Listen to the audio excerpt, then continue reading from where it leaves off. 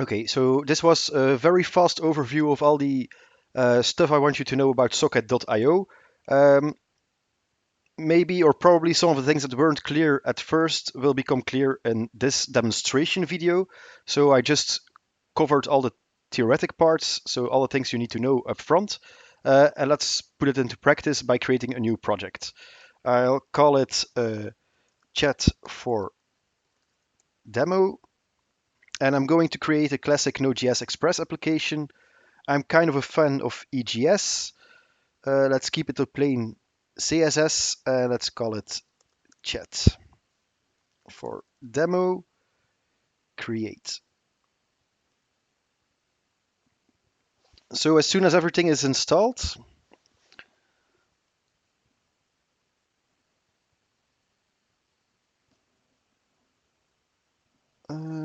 let's take a look at the app.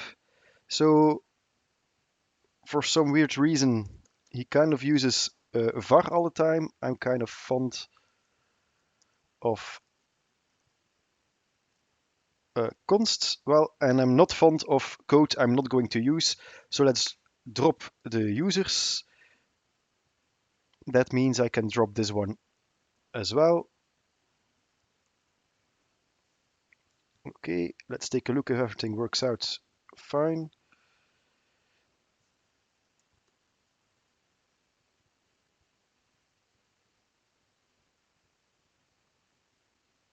Oh, okay, I forgot one here. So this is gone as well. So this is just setup. Let's take a look if we can go to localhost 3000 and Express is up and running. Okay. The next step I'm going to take is in my route. So I'm going to do everything in index.js. I'm going to keep uh, this here for the moment. This becomes const as well. Const as well. And I would like to do some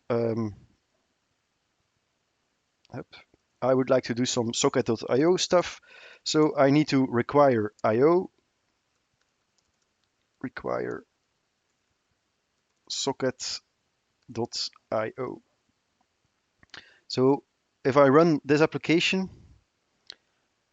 it will not be able to find the socket.io module. Well, that's kind of logic because I didn't install it yet. I need to install it, and I would like to add it to my dependencies and package.json. So now it's there.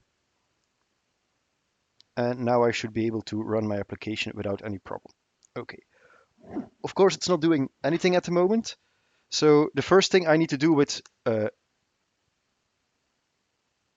this object, and maybe you remember it from the slides, there should be here an extra pair of parentheses. When you do this, you're actually creating a server socket. And on the server socket, we can start waiting for connections. On connection, function. So everything I'm writing here is the handler being passed to the connection event. So this means that this function is will be called for every incoming connection.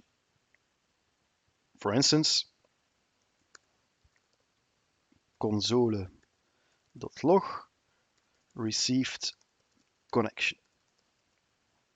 Okay, that's fine. So every time we receive a connection, this line will be called. Every time somebody goes to the root of our application, he will be given the express index, the EGS index. So here I have my views. Let's go to the index page. Perfect. Uh,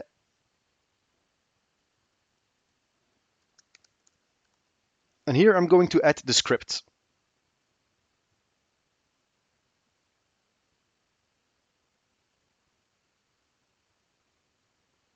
This is a piece of code I do not know by heart, so let's steal it from the slides.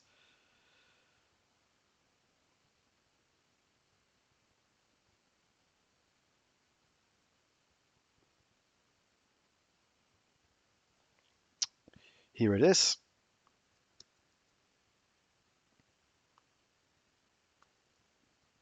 So what I'm doing here, sorry, what I am doing here is the following.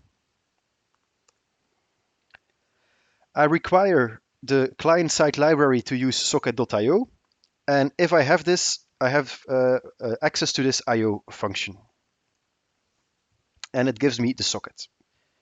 Okay, let's rerun my application.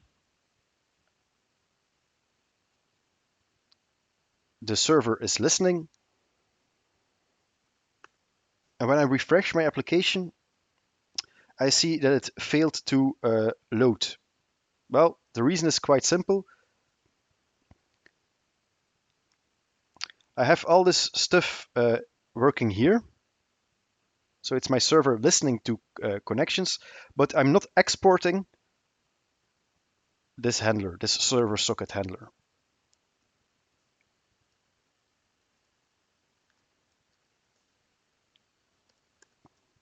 So instead of only exporting the router, I'm going to export the server socket as well. Well, this means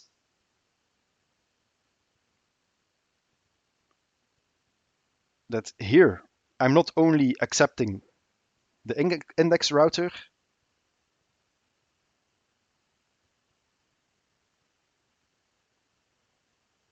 but I'm expecting the server socket as well.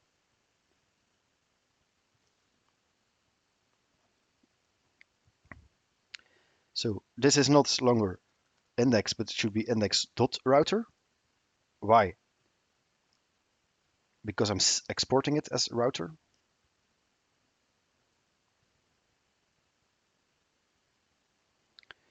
And here I should not only export the application, the Express application, but I should export the router as well, the server socket handler as well.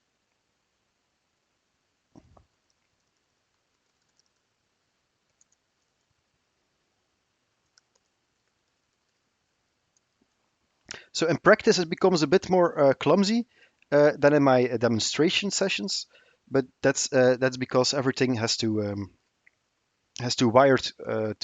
be wired correctly together.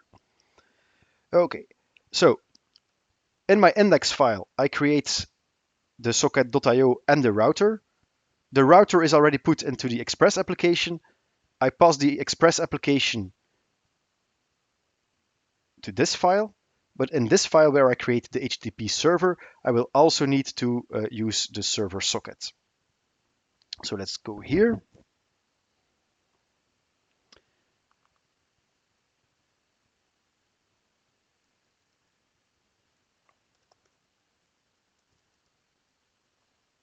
So this is not longer only the Express application, it's now the Express application and the server socket. So up.server socket attach server.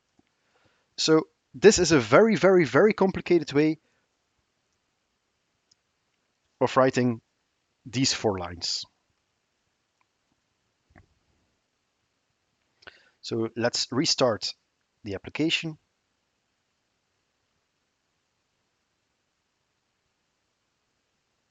Okay, here we use up, which should be up.express.